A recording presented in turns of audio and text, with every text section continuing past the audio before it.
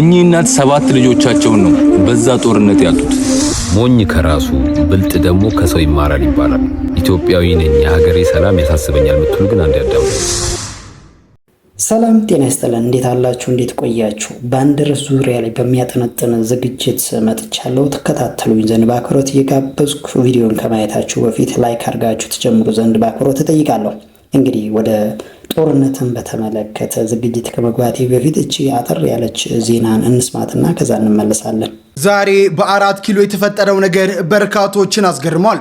የቅድስት ኪዳነ ምሕረት ስዕል በ4 ኪሎ የኮሪደር ስክሪን ላይ መታየቱ በበርካቶች ዘንድ ግርምትን ጭሯል። ጉርሻ ፔጅ በገጹ እንደዘገበው ዛሬ በአዲስ አበባ ከተማ 4 ኪሎ አካባቢ የሚገኙ የኮሪደር መብራት ፖሎች ላይ የተሰቀሉ ዲጂታል ስክሪኖች ላይ ስለ ሰላም የሚሰብኩ መልእክቶች ሲተላለፉ ነበር።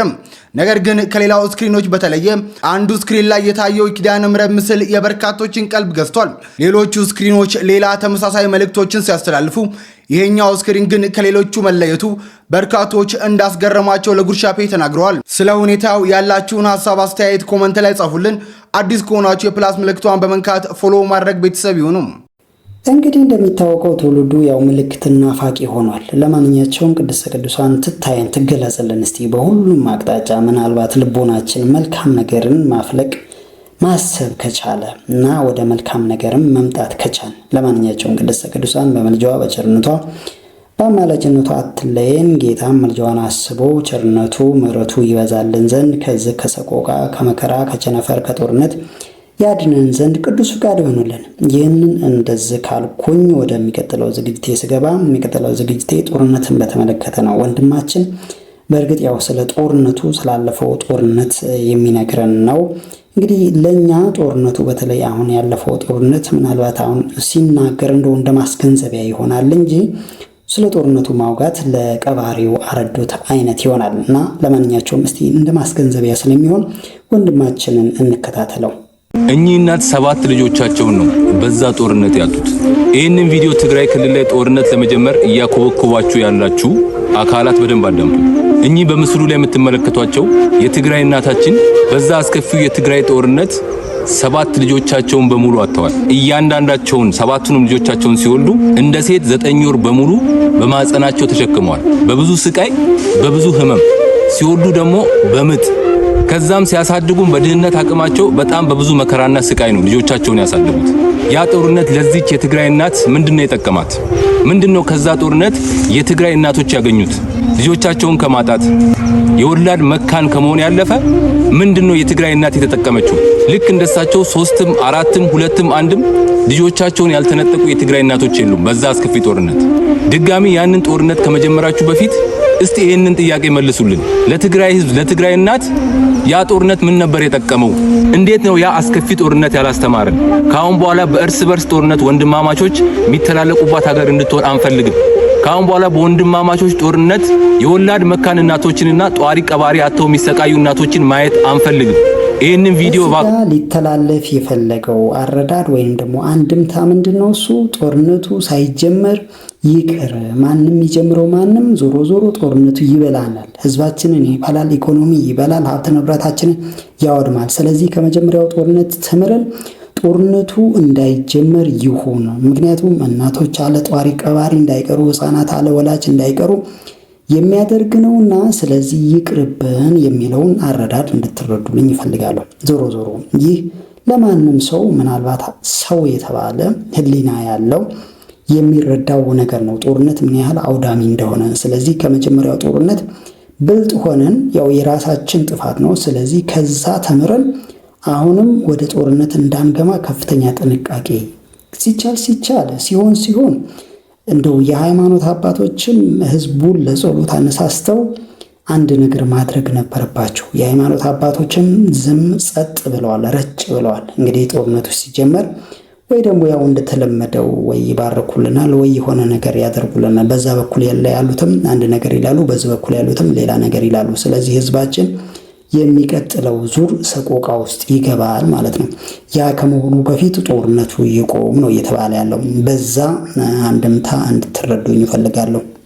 ምናልባት የልጁ ድምጸት እዚህ ጋር የተናገረው ወንድሜ ድምጸቱ ምናልባት የትግራይ ክልል መንግስት ጦርነቱን አትጀምሩ ባካችሁ ምንም አላተረፋችሁም የሚል ሊሆን ይችላል።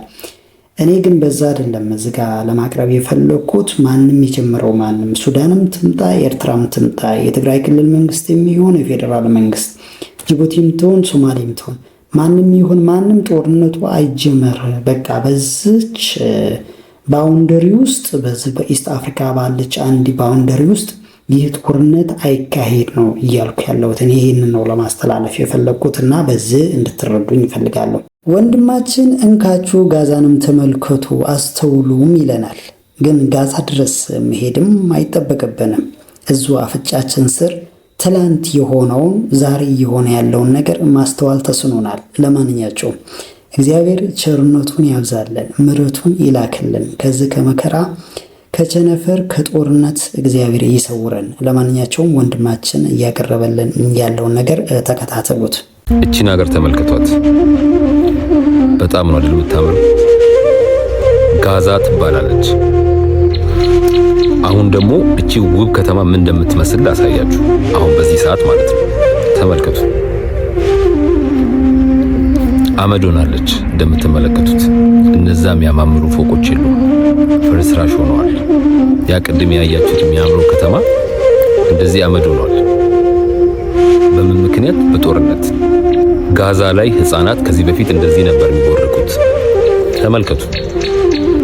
ሀገራቸው ሰላም እያለች እንደምትመለከቱት በዚህ መንገድ ሀገራቸው ላይ ይጫወታሉ፣ ይቦርቃሉ። ዛሬ ግን በዛ አስከፊ ጦርነት ምክንያት ጋዛ ላይ እንደዚህ ሲቦርቁ ሲጫወቱ የነበሩ ህፃናት አሁን በምን አይነት ሁኔታ ውስጥ እንዳሉ ተመልከቱ።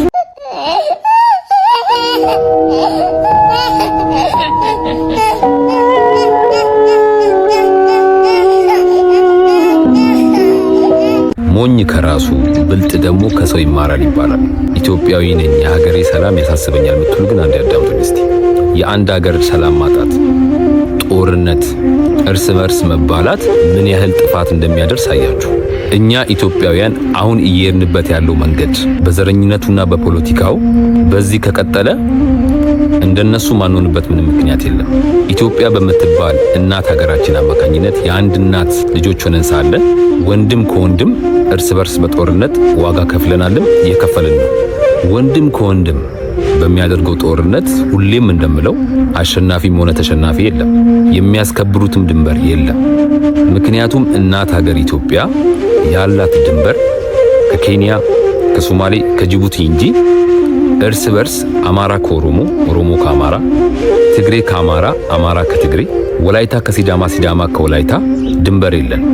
ስለዚህ እንደ ኢትዮጵያዊነታችን ዘረኝነት ውስጥም ሆነ ፖለቲካ ውስጥ የሌለን የሀገራችን የኢትዮጵያ ጉዳይ ሊያሳስበን ይገባል። የሀገራችን ሰላም መሆን እንደሚያስደስተን ሁሉ የሀገራችን ሰላም ማጣት ሊያሳስበን ይገባል። ሰላም ደግሞ እንደዚህ ቁጭ ብለን በምኞት የሚመጣ ነገር አይደለም። ሰላም የሚመጣው እያንዳንዳችን ለሰላም በምናበረክተው አስተዋጽኦ ነው። በግሌ ለሀገሬ ሰላምን የምናደረኩ ምን አበረከትኩ ከምኞት ያለፈ ብለን እያንዳንዳችን ራሳችን ልንጠይቅ ይገባል። የኔ አስተዋጽኦ እኔ ምን አበረከትኩ ልንል ይገባል። ስለዚህ አሁንም ደግሜ እላለሁ፣ ሞኝ ከራሱ ይማራል፣ ብልጥ ግን ከሌሎች ይማራል። ስለዚህ እኛ ኢትዮጵያውያን አሁን ከያዝነው መንገድ አንጻር ሞኝ ሆነን ከራሳችን ከመማር ይልቅ ብልጥ ሆነን ከሌሎች ተምረን በሰላምና በፍቅር በአንድነት ብንኖር ይሻላል እላለሁ። ሀገራችንን ሰላም ያደርግልን። አመሰግናለሁ።